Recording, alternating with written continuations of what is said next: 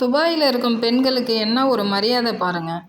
House wife என்ற பெயரை நீக்கிவிட்டு இனிமே ஜென்ரேஷன் ஷேப்பர் என்று தான் பயன்படுத்தணும் என்ற சொல்லை பயன்படுத்தணும்னு அந்த நாட்டில் உத்தரவிட்டிருக்காங்க. அந்த துபாய் இளவரசர் இல்லத்தரசிகளுக்கு கௌரவம் அளிக்கும் வகையில் இந்த மாதிரி ஒரு உத்தரவை பிறப்பித்துள்ளார். இது போன்ற உத்தரவு நமது நாட்டிற்கும் வருமா?